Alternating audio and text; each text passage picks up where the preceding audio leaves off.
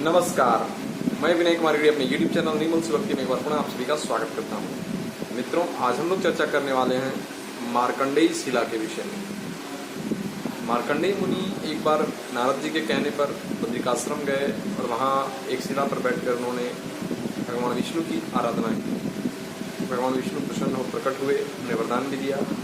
तो इसी से जुड़ी जो कथा है इस पर हम लोग इस वीडियो में चर्चा करेंगे। जो लोग चैनल पर नए हैं चैनल को सब्सक्राइब कर लें और बेल आइकन को प्रेस कर लें ताकि आगे आने वाले वीडियोस की नोटिफिकेशन आप लोगों को मिलती रहे। तो ये वीडियो को शुरू करते हैं।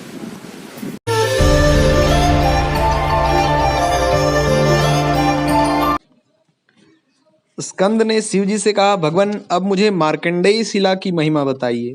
भगवान शिव ने कहा, त्रेता युग के अंत में मार्कंडेय जी तीर्थ यात्रा करते हुए मथुरा आए। वहां उन्होंने नारद जी का दर्शन किया। मार्कंडेय जी ने नारद जी को प्रणाम किया। तब नारद जी ने मार्कंडेय जी को बद्री क्षेत्र की महिमा बताई, जहां साक्षात नारायण विद्यमान हैं। उन्होंने मार्कंडेय जी से कहा, साधो, बद्री तीर्थ महाक्षेत्र है, वहां भगवान विष्णु का नित्य निवास है। तुम वहीं जाओ, वहां तुम्हें साक्षात श्रीहरि का दर्शन होगा। यह सुनकर मार्कंडेय जी को बड़ा विस्मय हुआ। वे विशालापुरी बद्रिकाश्रम में आए और वहां स्नान करके शिला पर बैठकर परम उत्तम अष्टाक्षर मंत्र ओम नमो नारायणाय का जप करने लगे। 3 रात तक जप करने के बाद भगवान जनार्दन उन पर प्रसन्न हुए और उन्हें शंख, चक्र, गदा, पद्म और वनमाला आदि से विभूषित स्वरूप का दर्शन कराया। उन्हें देख मार्कंडेय जी अति प्रसन्न हो प्रणाम करके गदगद वाणी में उनकी स्तुति करने लगे। परमेश्वर, इस अशाश्वत संसार में आपके युगल चरणारविंद ही सार हैं।